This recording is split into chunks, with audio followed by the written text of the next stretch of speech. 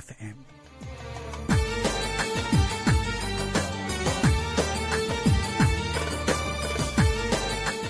Pilihan utama anda tentunya di Radio Suka Faham Islam Malaysia, IKIM FM. Assalamualaikum warahmatullahi wabarakatuh. Selamat petang sekali lagi buat semua pendengar IKIM FM. Tak kira di mana anda berada ketika ini. Dengarkan kami melalui corong-corong radio anda di rumah, di dalam kenderaan ataupun masih lagi di pejabat. Selamat mendengarkan kami. InsyaAllah waktu ini kita nak teruskan. Untuk jam terakhir destinasi, kita nak kongsikan melalui Ibrah. InsyaAllah kali ini kita nak bercerita tentang semut. InsyaAllah waktu ini bersama dengan tetamu tetap untuk Ibrah yang bagi Al-Fadhil Ustaz Syahri Abdul Rahman. Assalamualaikum Ustaz. Waalaikumsalam warahmatullahi wabarakatuh. Puan Hayati, terima kasih Ustaz. Sihat? Alhamdulillah. Alhamdulillah. Masya-Allah. Dan hari ini kita hari itu dah habis ya episod Nabi Ibrahim alaihissalam. Yep. Kali ini kita nak bawa lembaran baru ya untuk episod yang seterusnya menerusi episod Nabi Sulaiman alaihissalam. Mungkin sebagai permulaan ni Ustaz, sebagai mukadimah silakan. Assalamualaikum warahmatullahi wabarakatuh. Alhamdulillah rabbil alamin wassalatu wassalamu ala asyrafil mursalin wa ala alihi wa sahbihi wa barik wa sallim. Subhanaka la ilma lana illa ma 'allamtana innaka antal alimul hakim wa la haula wa la quwwata illa billahil aliyil azim. Terima kasih pada Puan Nur Hayati Paradi, penerbit kita bagi segmen Ibrah ini. Tuan-tuan, puan-puan yang sedang memandu, mudah-mudahan selamat sampai. Puan-puan yang sedang memasak di dapur, terima kasih atas komitmen anda dengan segmen Ibrah pada petang ini. Kita mengembara sekejap Yati kepada satu keadaan, satu zaman 3,000 tahun ke belakang. Jauh kita nak pergi ni Yati, 3,000 tahun ke belakang. Masya Allah. Kerana saya suka cerita-cerita kepimpinan, dan di antara cerita-cerita kepimpinan, kepasukanan yang ada di dalam Al-Quran adalah kisah cucu cicit kepada Nabi Ibrahim daripada anaknya Nabi Ishaq, iaitulah Nabi Sulaiman alaihissalam bin Daud, ya, anak kepada Nabi Allah Daud alaihissalam. Disebabkan kisah ini banyak perspektif, banyak perkara boleh kita cedok, kita ambil. Kita mulakan siri pertama ini dengan kita membelik satu surah yang menyebut tentang Nabi Allah Sulaiman alaihissalam, iaitu surah semut, surah An-Namlu. Dan antara perkara yang saya akan kongsikan dengan tuan-tuan puan-puan sekalian adalah mengenai kehebatan semut, makhluk yang bernama semut ini. Dan mudah-mudahan selepas setengah jam bersama dengan saya ni, semua orang akan melihat semut dengan cara yang berbeza. Kalau nak dengar khutbah Jumaat tu, mungkin mengantuk ke apa. Masa nak kepung semut atas kapit masjid tu pun, kita akan lebih menghargai semut. Lebih berfikir Ustaz ya. Fikir 2-3 kali dululah sebelum nak sepak terjang semut tu di atas kapit masjid. Itulah gambaran keadaan masyarakat anak muda kita. Mudah sangat mengantuk bila dengar khutbah Jumaat ni. Jadi insya-Allah ada 2 perkara Yati bila kita berbicara tentang nabi-nabi di dalam Al-Quran. Apa yang menariknya adalah, kita masih ingat ya, kita pernah bincang tentang Nabi Allah Yusuf alaihissalam, tentang Nabi Allah Ibrahim alaihissalam. Yang pertama, Al-Quran bila menggambarkan seseorang nabi yang terbabit dengan kekuasaan, yang terbabit dengan pemerintahan seperti Nabi Allah Sulaiman. Jarang benar Al-Quran bercerita tentang sesuatu yang manusia selalu bercerita, iaitulah tentang adegan-adegan peperangan, kepintaran strategi untuk menang, cara mereka berdiplomasi dengan lawan. Itu semua tidak dinyatakan, tidak menjadi fokus Al-Quran, kecuali sedikit. Seperti cerita Nabi Allah Sulaiman alaihissalam, Al-Quran fokus kepada akhlaknya dalam soal menguruskan kekuasaan. Bagaimana adabnya, hubungannya dengan orang-orang di bawahnya dan orang-orang di sekelilingnya. Macam cerita Zulkarnain, kalau tuan-puan masih ingat. Saya pernah sebut Zulkarnain radhiyallahu anhu, dia pernah pergi ke tempat yang ketiga, di mana di tempat itu dia berdepan dengan penduduk yang memohon bantuan daripadanya untuk berlindung daripada ancaman Ya'juj dan Ma'juj. Sebelum Allah nak cerita tentang bagaimana kehebatan Zulkarnain membina tembok yang begitu hebat, sehingga tembok ini memberikan keselamatan pada penduduk yang diserang oleh Ya'juj dan Ma'juj, Quran menggambarkan akhlak Zulkarnain, di mana penduduk kata, wahai Zulkarnain, kami kenal siapa anda. Boleh tak kamu bantu kami bina tembok yang besar, dan kami bersedia untuk upah kamu berapa pun kamu nak. Just sediakan quotation untuk kami. Kami akan bayar berapa pun kamu nak. Zulkarnain kata satu kenyataan yang menunjukkan bagaimana cara kita sepatutnya Muslim melihat soal-soal kekuasaan, politik dan pemerintahan.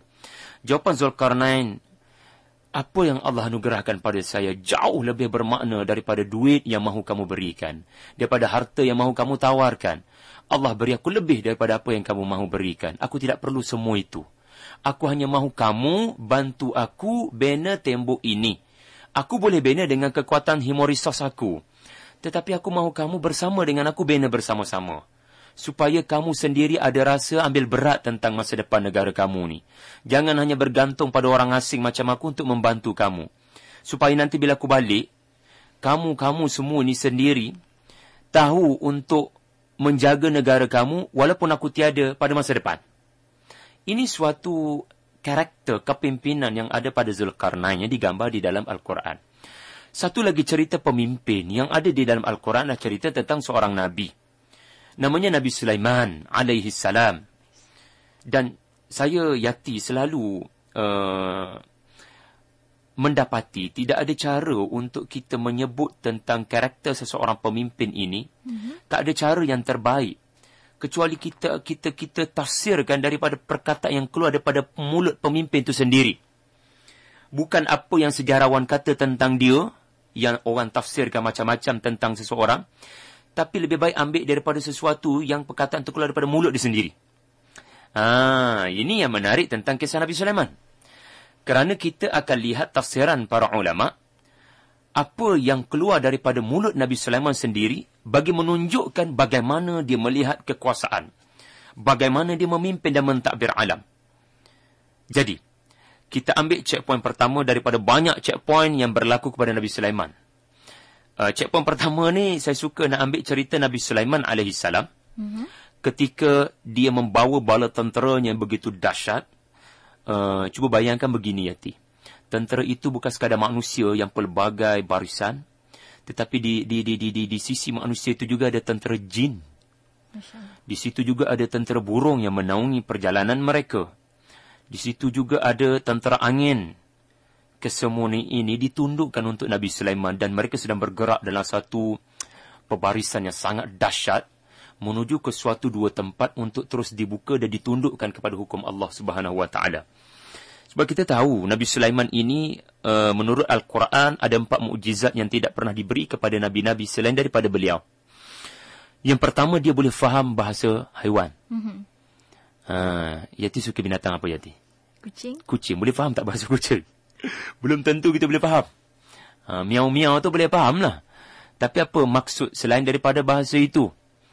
Nabi Allah Sulaiman AS dia diberikan kefahaman tentang bahasa haiwan.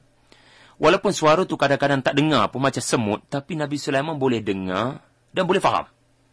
Kedua, dia ini adalah seorang Nabi yang ditundukkan kepadanya jin dan syaitan. Maknanya jin dan syaitan bukan bekerja dengan Nabi Sulaiman untuk melakukan perkara-perkara kekufuran dan kesyirikan, tetapi Nabi Sulaiman menggunakan mereka sebagai human resource untuk bina bangunan-bangunan tinggi, untuk menyelam dalam laut, sebagaimana dinyatakan dalam surah Sabah ayat yang ke-13, digunakan tenaga kerja ini yang manusia tak boleh buat. Tapi hanya mereka boleh buat untuk bina gedung-gedung tinggi, piring-piring besar sebesar kolam. Setengah orang kata dah ada UFO dah masa ni, wallahualam. Tetapi inilah yang dikatakan teknologi yang dibangun oleh tenaga kerja yang bukan manusia, semata-mata untuk menunjukkan hebatnya kekuasaan di bawah Nabi Allah Sulaiman AS. Yang ketiga, ditundukkan kepadanya angin. Maknanya bila angin ditundukkan, Nabi Sulaiman boleh bergerak suatu perjalanan di waktu pagi, yang mana perjalanan itu mengambil masa sebulan, tapi bagi Nabi Sulaiman ia sangat singkat. Kerana bantuan angin. Macam kapal terbang lah. Kan dengan bantuan kita boleh faham udara, pergerakan angin, maka dia boleh melipat masa. Dan yang keempat, Nabi Sulaiman ini dianugerahkan kemampuan untuk mencairkan tembaga. sampai banyak senjata beliau boleh buat. Bagi saya dan bagi kita semua, ini mukjizat Nabi Sulaiman. Ini bukan milik kita pada hari ini. Jadi bila kita mahu mengenali Nabi Sulaiman, nak mengambil ibrah daripada Nabi Sulaiman AS, kita kena lihat dan kita kena percaya, mesti ada sesuatu yang Allah mahu beritahu yang boleh kita teladani. Ketepikan cerita mukjizat Nabi Sulaiman. Kerana mukjizat itu menunjukkan beza Nabi Sulaiman dengan kita dan dengan para Nabi yang lain. Allah menunjukkan dengan mukjizat ini, Nabi Sulaiman tidak lupa daratan. Dia tidak pernah terlepas daripada mulutnya rasa syukur kepada Allah Subhanahu Wa Taala. Ini sifat Nabi Sulaiman. Bila Allah anugerahkan sesuatu, contohnya Allah anugerahkan kepadanya suatu kekuatan di mana dia punya AJK boleh pindah istana Balqis daripada Yaman pergi ke Palestin sekelip mata. Quran gambarkan terus keluar daripada mulut Nabi Sulaiman, Alhamdulillah. Qala hadha min fadli Rabbi. Terus keluar daripada mulutnya, Allah, ini nikmat Allah. Bila dia boleh dengar bahasa burung. Terus Quran gambarkan, Nabi Sulaiman berkata, innaha lahwal fadlul mubin. Ini anugerah Allah. Bila dikatakan kepadanya, dia mewarisi kekuatan Nabi Daud, ya, untuk mengatasi para nabi yang lain, diberikan kepadanya kekuatan besi, kekuatan ilmu. Quran kata Nabi Sulaiman sentiasa akan sebut Alhamdulillah. Ini dia karakter Nabi Sulaiman. Di sebalik mukjizat-mukjizat yang hebat ini, macam kita, Allah anugerahkan kita kesenangan. Mampukah kita tidak meninggalkan Allah ketika menyambut kesenangan tersebut? Baik, sidang pendengar yang dirahmati Allah, percayalah, pada cerita Nabi Sulaiman bertemu dengan semut, ada mesej untuk kita dan kehidupan kita. Dan kehidupan kita di tempat kerja. Dan kehidupan kita dengan orang-orang di sekeliling kita. Ceritanya adalah bersangkut paut dengan satu ayat dalam surah An-Naml, ayat yang ke-18. Allah Subhanahu Wa Taala berfirman, dalam terjemahannya bermaksud, sehinggalah tenteranya bertemu dengan satu wadi yang besar. Wadi itu wadi semut, wadi An-Naml. Maka berkatalah permaisuri semut itu, wahai sekalian semut-semut semua, masuklah korang semua ke dalam tempat tinggal kamu di bawah tanah sana. Kerana nanti bimbang, Sulaiman dan tenteranya akan memijak-mijak kamu dalam keadaan mereka sendiri tidak sedar.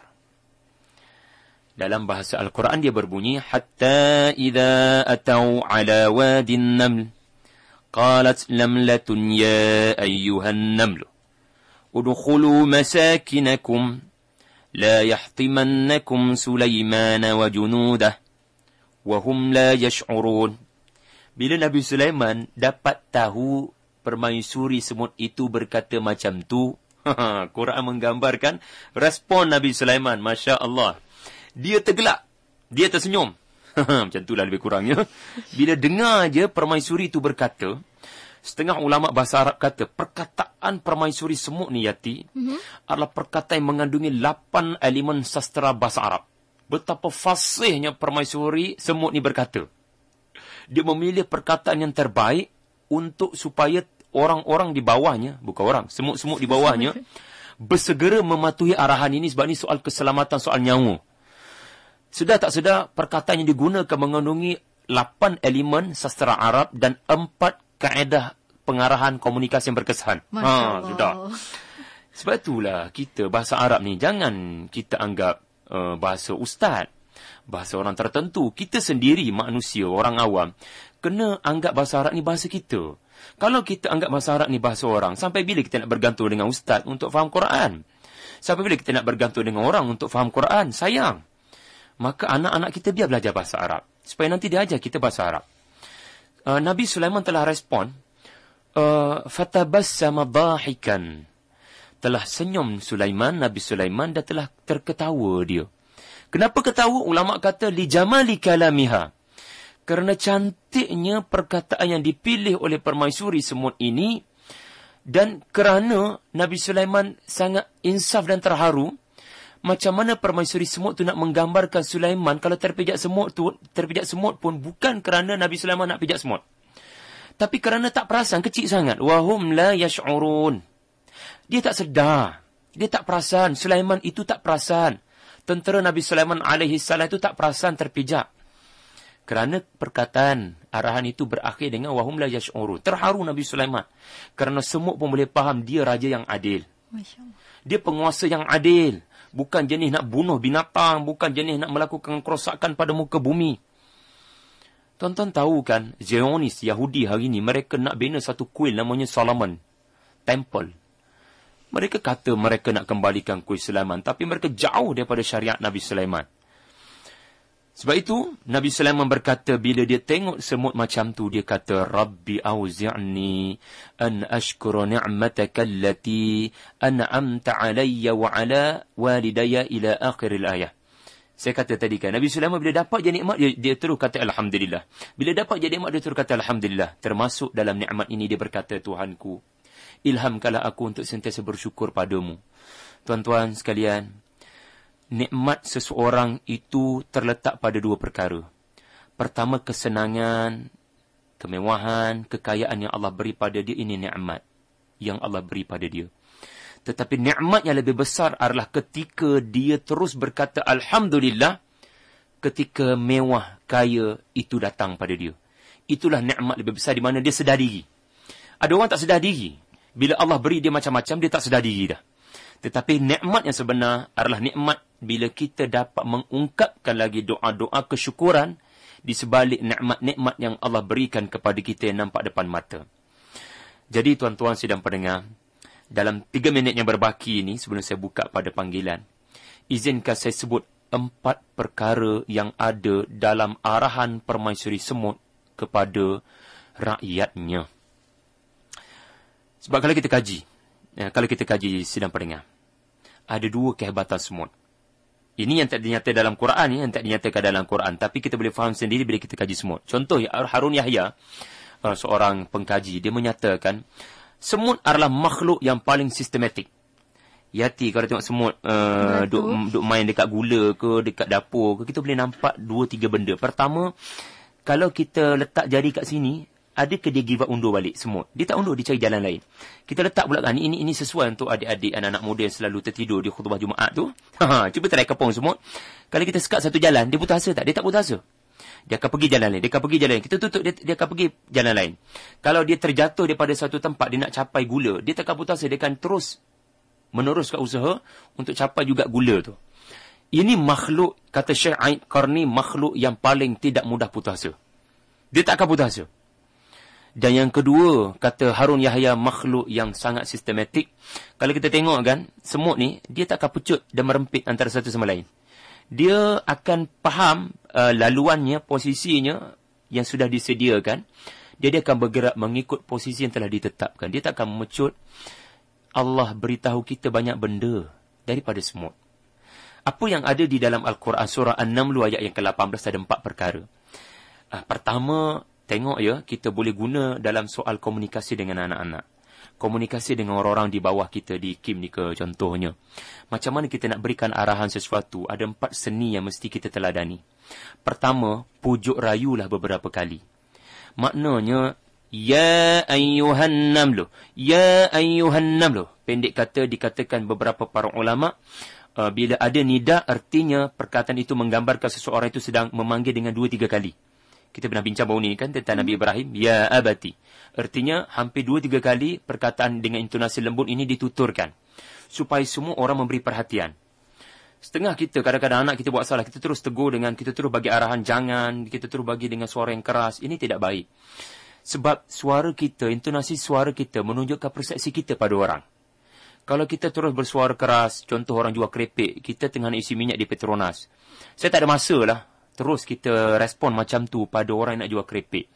Saya rasa orang itu sangat terluka hatinya dan sudah boleh menunjukkan persepsi kita pada orang yang jual kerepek ni. Kita sangat mudah bersangka buruk pada orang. Maka dengan nida, ya ayuhan namlu, ia menunjukkan satu perkara yang dibongkarkan oleh para ulama, bahawasanya permaisuri ini memberikan arahan bukan kerana dia permaisuri, tapi kerana rasa cintanya kepada semut-semut yang lain. Rasa sayangnya kepada semut-semut yang lain. Wahai semut-semut sekalian, ada berita berat, ada berita penting. Saya dapat tahu satu perkara tentang seseorang sedang datang. Tolong please, sembunyikan diri kamu. ia adalah arahan yang datang daripada kasih sayang. Sesuatu yang mesti datang daripada kasih sayang akan memberikan banyak perkara yang boleh menyelesaikan. Satu. Yang kedua, barulah datang arahan tegas itu. Udkhulu masakinakum. Masuklah ke tempat rumah kamu sekalian. Semut mesti tertanya-tanya, siang-siang macam ni kenapa nak masuk balik ke rumah kita? Kita biasa masuk balik bila matahari dah terbenam. Tetapi arahannya tegas. Udkhulu masakinakum. Masukkan diri kamu, sembunyikan diri kamu. Itu arahan. Kita banyak pergi pada nombor 2. Kita lupa lagi yang pertama dan nombor 3, nombor 4. Terus kita selalu bagi arah macam tu. Pada anak, pada pasangan bila kita tak senang. Pada orang di bawah kita. Kita jam mana nombor 2 terus. Yang nombor 1 kita lupa tadi. Panggilan dia. Cara kita seru orang untuk dengar. Yang ketiga dan keempat lagi penting. Yang ketiga ni dia panggil ta'lil. Rasionalkan. Tengok semut. Kadang-kadang semut lebih berakal daripada kita. Maafkan saya. Segelintir semut kadang-kadang lebih berakal daripada segelintir kita. Dia tahu nak rationalize. Dia tahu nak hormat akal manusia menerima arahan. Semut kata satu rasional. Sebab mungkin semut tertanya-tanya, kenapa bagi arahan macam ni? Siapa suka dengan arahan kembali ke rumah ni? Mana produktiviti kita nanti? Tapi Raja Semut kata, Permaisuri Semut kata, La yahtimannakum Sulaimana wa junudah. Aku nak beritahu kamu, Sulaiman dan tenteranya dalam perjalanan. Bala tentera mereka terlalu dahsyat. Nanti akan dipijak-pijaknya kamu. Kan itu rasional. Betul. Menghormati akal. Semua mana ada akal. Yang terakhir dipanggil i'tidar. Maknanya, kita cuba menimbulkan rasa sangka baik kepada orang yang menerima arahan kita. Contoh, Yati, kita nak suruh orang tu buat kerja tu. Mesti pertama mulakan dengan panggilan yang baik. Sedara, intonasi suara, ada satu kerja yang sangat penting. Kemudian baru beritahu kerja itu. Yang ketiga, apa tadi? Yang ketiga, kita rasionalkan. Kerja ini sangat penting kerana projek ini akan menyebabkan nama IKIM FM akan naik tinggi. Apa contoh? Tetapi yang keempat, kita berikan dia satu sangka baik kepada kerja itu. Sesungguhnya kalau kamu buat kerja ni, kamu akan dapat satu pengalaman, bla bla bla bla bla. Sebab semut kata kepada anak-anak semut, ketahuilah, jangan sangka buruk pada Sulaiman dan tenteranya. Mereka ini datang bukan untuk memusnahkan kamu. Maka kalau mereka terpijak kamu pun, kamu kena faham satu perkara. Wahum la yash'urun. Mereka terpijak pun tak sedar. Mereka tak perasan. Sebab mereka dalam perjalanan untuk menegakkan kalimah Allah. Tengok macam mana prinsip beradab semut dengan Nabi. Semut tahu. Sampai semut sebut Nabi Sulaiman tu. Macam mana dia boleh sebut nama Nabi Sulaiman tu? Dia tahu daripada mana? Sebab nama Nabi Sulaiman yang terkenal dengan kebaikannya sudah diketahui oleh semua makhluk di bumi dan di bawah bumi, di seluruh muka bumi. Saya masih ingat satu hadis ya, bila kita berada dalam satu majlis ilmu dan kita ikhlaskan niat duduk dalam majlis ilmu, semua makhluk akan mengenali kita dan berdoa untuk kita, termasuk semut. Jadi kalau nak dikenali oleh semut, rajin-rajinlah ikut majlis ilmu, tuan-tuan dan puan sekalian. Wallahu'alam. Masya Allah. Dan itulah ya, semut ni makhluk yang paling terorientasi, Ustaz ya. Dan waktu ini bagi anda rakan pendengar KIM FM nak terus berinteraksi bersama yang bagi Ustaz, boleh hubungi kami di talian sekarang di 0362051500 bersama dengan Mas Sina alias di hujung talian, insya-Allah. Dan boleh juga kongsikan persoalan anda melalui Facebook ikim.fm, SMS juga, insya-Allah bakal kita sama-sama layan, dan juga Twitter Radio IKIM FM, insya-Allah. Dan Ustaz ya, bila kata tentang semut dan sebagainya, ramai di dalam Facebook IKIM FM ni memberikan respon, kata program yang ditunggu-tunggu, tak sangka sebenarnya Ustaz tentang semut pun ada juga ceritanya ya. Jadi kalau kita nak ambil realiti semasa Ustaz, ramai rakan-rakan kita sekarang ni tengah memandu ni Ustaz. Ya. Rajinlah pula potong queue. Allah. Itu antara sifat semut ni, selalu ikut barisan Ustaz. Macam mana kita nak tolong sedar-sedarkan rakan-rakan kita yang selalu buat perkara seumpama ini? Ya, perubahan sikap di jalan raya. Saya ni bila sebut sikap jalan raya ni, negara pertama sampai di kepala saya, negara Mesir. Teringat sangat belajar di Mesir dulu. Maaflah ya, kadang-kadang segelintir rakyat Mesir ni, ini antara yang kita boleh belajar lah. Di Mesir ada banyak kebaikan sebenarnya, tapi antara keburukan yang kita kena belajar adalah segelintir masyarakatnya tidak berperaturan langsung di jalan raya. Kadang-kadang di atas highway tu ada bumper, tak ada pun signboard beritahu ada bumper. Terpelanting lah, terengkur ke van ke apa kan. Tapi bila saya pergi island, Yati, saya pergi island kan, ada laluan khusus untuk penunggang basikal. Maknanya kerajaannya, kita tahu ya kerajaannya berteraskan apa, kadang-kadang arak sebagai sumber ekonomi. Tapi dalam bab jalan raya, kalau boleh kerajaan nak di island, rakyatnya mengurangkan kenderaan, tapi boleh membanyakkan teknologi yang tidak berteraskan asap dan boleh mengundang banyak kemalangan, iaitu basikal. Ada laluan khusus untuk basikal. Dan kalau kita pergi ke Jepun, Jepun pula terkenal dengan sistem jalan raya yang sangat on time, every time. Wow. Kesimpulan dia apa saya nak katanya, tuan-tuan? Kalau kita nak ubah sikap masyarakat sekalian di jalan raya yang potong queue, yang pernah hon saya pun ada, dia potong queue secara belah kiri. Dah lah potong belah kiri, lepas tu tekan hon. Ish, apa ni kan? Dah lah langgar peraturan, hon kat kita pula. Kita pun manusia biasa, kadang-kadang panas juga kan. Tuan-tuan, pertama saya nak ingatkan yang mangsa dulu. Yang mangsa macam saya, sentiasa ada prinsip semut, iaitu prinsip Ya Ayyuhan Namlu. Iaitu prinsip di mana kita kena lihat orang dengan kebaikan. Kita lihat seseorang tu jangan sangka buruk dulu menguasai diri kita. Permaisuri semut menyelamatkan semut-semut bukan kerana itu tugas dia, tetapi kerana sayangnya kepada anak-anaknya di bawahnya. Anggaplah orang yang pecut belah kiri dan hon kita tu, mungkin dia nak kejar isteri dia di hospital yang tengah nazak nak lahirkan anak. Siapa tahu? Masya Allah. Tengok kan. Sentiasa dahulukan suara hati yang baik. Kalau tak mampu nak bersuara hati yang baik, tolong lantik isteri sebagai AJK, pemikiran positif. Kadang-kadang isteri saya lah yang bantu saya berfikiran positif. Abang, jangan cepat keluar perkataan tak elok pada dia. Entah-entah. Yelah, dia nak ketandas ke apa kan. Kita tak tahu. Kena bagi laluan. Kena beri laluan. So, jangan cepat sangka buruk, sangka baik dulu. Ya, mungkin dia bukan macam tu pun. Dia memang jahat, tapi tak ada maknanya, tak ada faedahnya untuk kita kalau kita mendahulukan sangka buruk. Kita sendiri akan marah dan tengoklah cara pemanduan kita pula nanti macam mana.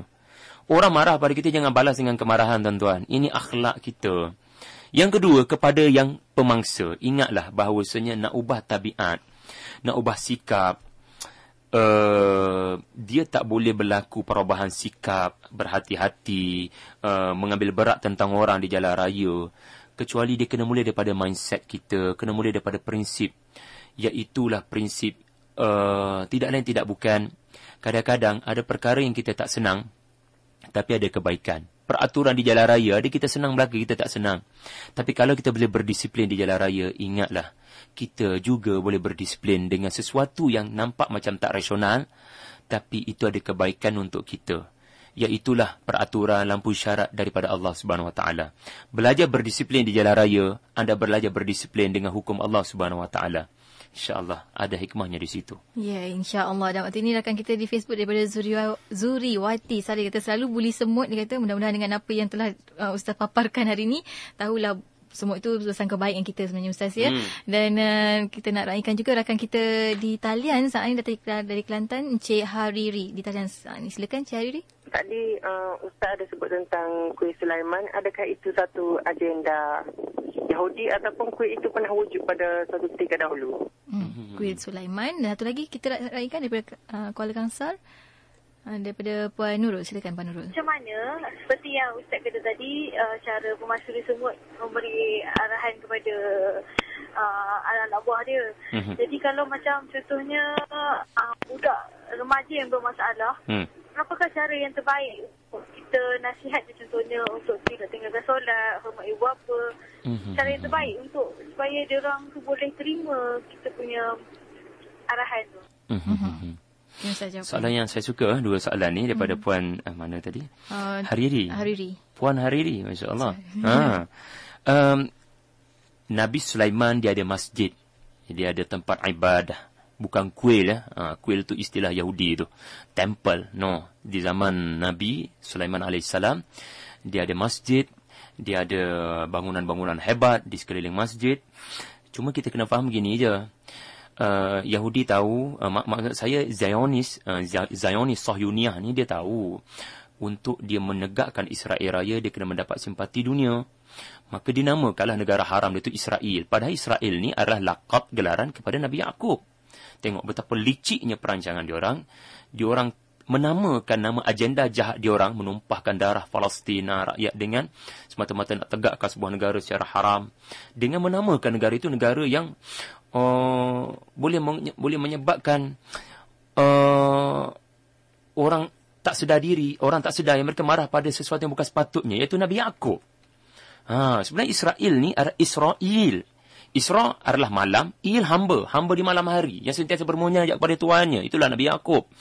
Demikian juga mereka menamakan agenda mereka untuk menegakkan Temple of Solomon. Ini pun sepak terjang Yahudi, Zionis. Mereka cuba nak meraih simpati dan untuk mengelirukan kononnya agenda mereka ni baik, mengembalikan pemerintahan Nabi Sulaiman. Tidak sama sekali. Mereka jauh daripada syariat Nabi Ibrahim, mereka jauh daripada syariat Nabi Sulaiman alaihissalam. Mereka sendirilah yang telah mengkhianati Nabi Allah Sulaiman alaihissalam, Bani Israel pada suatu ketika dahulu. Kita akan sampai pada situ nanti insyaAllah. Remaja yang bagi saya istimewa lah.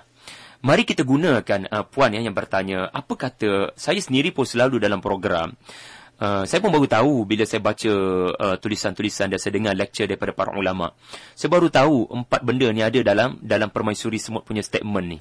Tapi saya sendiri dalam program sudah aplikasikan mungkin 1/2/4 daripada benda ni. Contoh yang pertama, kita anak-anak yang bermasalah, kita jangan kata bermasalah. Bila kita kata macam tu, kita sendiri dah ada persepsi ada masalah. Tak boleh macam tu sebab prinsip nida semut, prinsip semut yang pertama tadi, ya ayuhan namlu, panggilan yang baik. Berapa ramai dari kalangan para pendakwah, bila ada anak-anak muda pakai seluar jin, nak dengar ceramahnya, dia boleh menyapa, boleh menyebut, boleh memanggil dengan panggilan yang baik. Wahai anak muda yang hebat, wahai anak muda yang diberikan kelebihan, potensi hebat di jalan raya contohnya kan. Kita nak raikan mak rempit. Jangan kata dia mak rempit, tapi kita kata manusia yang diberikan kelebihan untuk berani di jalan raya. Kan lain istilahnya tu. Jadi panggilan akan menentukan persepsi seorang pendakwah. Perubahan tak akan berlaku pada anak-anak selagi kita tak ubah cara kita melihat anak-anak kita. Bagi saya itu teras yang penting yang kita boleh belajar daripada Permaisuri Semut. Yang kedua, kita nak suruh anak kita solat. Kita nak suruh anak-anak muda solat. Rationalize. Beritahu rasionalnya apa. Apa logiknya. Kalau boleh ada perkara-perkara logik, sekiranya ada. Kita boleh belik risalah An-Nur yang ditulis ulama hebat di Turki yang selalu masuk penjara, Badi'uz Zaman Sa'id Nursi. Dia ada pernah kata supaya kita mendekati anak-anak muda seperti kita sentiasa bawa analogi. Analogi adalah sebahagian daripada cara kita nak rasionalkan sesuatu. Contoh, anda bernafas selalu anda perlukan udara untuk bernafas. Hati anda juga memerlukan udara, oksigen untuk bernafas. Dan pernafasan itu, udara itu, oksigen itu namanya solat. Kita memerlukan makanan. Makanan seharian kita mungkin 3 kali sehari. Ada makanan yang mesti kita makan lebih banyak daripada itu. Namanya makanan spiritual. Maknanya sentiasa bawa dalam bentuk analogi. Bawa dalam bentuk sains. Maka anak-anak mudah terima. Kalau kita beritahu pada mereka. Contoh ya, jurnal daripada UM kalau tak silap. Yang mengkaji solat daripada perspektif sains. Why not kita baca? Apakah kehebatan pengulangan-pengulangan perkataan yang sama? Pengulangan-pengulangan perbuatan yang sama? Ini semua ada kaitan dalam proses pembentukan karakter. Ini ta'lil. Ta'lil ni, la yahtimannakum Sulaiman wa junudah. Yang rasional tadi. Yang lain, timbulkan sangka baik pada anak-anak kita. Pada solat itu ada kebaikan. Apa kebaikannya? Bukankah dengan kita solat, kita boleh belajar untuk mendisiplinkan diri kita menepati masa. Itu contoh. Jangan kita terus rotan dia. Sebab itu rotan umur 10, 7 tahun jangan rotan lagi. Rationalize, educate them. InsyaAllah anak akan faham. Ya. Kehebatan solat tu. 4 peringkat tu jangan diselang-selang Ustaz ya. Sentiasa ada tu. Ikut turutannya. Dan daripada rakan kita di Facebook, daripada Nurul Ain Hidzir kata bagus tersentuh apabila Ustaz cerita pasal Nabi Sulaiman yang selalu ucap Alhamdulillah sebab dia raja besar. Syukur, dia kata comel Permaisuri Semut tu. Dan waktu ni di talian kita daripada Kampung Pandan Dalam, Encik Syahrul di talian. Silakan Encik Syahrul. Ustaz tadi cerita banyak dalam Al-Quran Allah telah menceritakan percakapan binatang yang telah Allah rakam dalam Al-Quran. Boleh Ustaz cerita bagaimana dalam Al-Quran juga Allah telah merakamkan kelebihan manusia yang bertakwa seperti para sahabat yang mana Allah telah redha kepada mereka. Itu agak panjang juga lah Ustaz ya. Dan waktu ini juga di talian waktu ini, kalau kita boleh raikan rakan-rakan kita di 0362051500. Dan mungkin juga Ustaz ya di hujung ni, nampak kita pun sampai ke penghujung pertemuan sebenarnya untuk ibrah kita minggu ini. Mungkin boleh Ustaz terangkan daripada Farusdila Roka, dia kata nak minta Ustaz ulang balik 8 seni bahasa Arab dan 4 tata susila dalam arahan permasalahan sebentar tadi, serta penutupnya Ustaz untuk minggu ni. Baik, masa tidak mengizinkan saya nak raikan semua kalau boleh. Pertama, jangan lupa minggu depan saya akan bercakap pula hud-hud, seekor burung. Mari kita belajar daripada hud-hud insya-Allah. Yang kedua tentang tadi para sahabat Nabi, ya benar, mereka sampai nak bagi tahunya Nabi ini adalah Rasulullah sallallahu alaihi wasallam adalah manusia yang paling sayang pada binatang.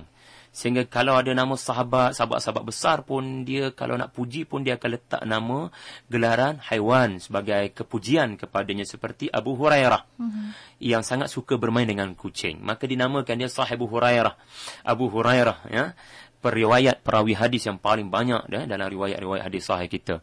Dan banyak sangat ya yang menunjukkan kasih sayang Nabi SAW kepada haiwan, ya, sehingga Nabi pernah memberitahu dalam satu hadis sahih, wanita yang masuk neraka kerana tidak memberikan makanan, sengaja mengurung kucingnya sehingga tidak diberikan makanan sampai mati. Itu hadis sahih yang menyebut wanita itu masuk ke neraka hanya kerana tidak rahim, tidak rahmat kepada binatang. Kemudian tadi 8. Kalau yang bertanya ini faham bahasa Arab, alhamdulillah. Pertama, ya ayyuhan namlu. Ya ni seruan. Kemudian ayyuha, kalau ada ayyuha dia berarti ada peringatan. Ada ingatan, ya ayyuha. Dia boleh je ya an-namlu, tapi ya ayyuhan namlu ada ingatan di situ, ada elemen ingatan. Udkhulu amar, la yahtimannakum nahi. Sulaiman at-takhsis, junudahu ta'mim. Wa hum la yash'urun, ini dia panggil i'tidar. Maksudnya, kalau kita nak belajar kehebatan bahasa Arab, daripada satu ayat ni pun kita dah dapat banyak benda. Sirah umum, sirah khusus. Semut kata Sulaiman, patu itu khusus. Kemudian disebut secara umum pula seluruh tenteranya. Kemudian ada disebut nahi, ada disebut amar. Jadi itu sudah cukup kalau kita nak belajar bahasa Arab dengan sangat mendalam. Sesuatu perkara boleh disampaikan dengan pelbagai seni untuk menyebabkan perkara itu sampai dengan lebih berkesan. Yang terakhir saya rasa mungkin kesimpulan kot.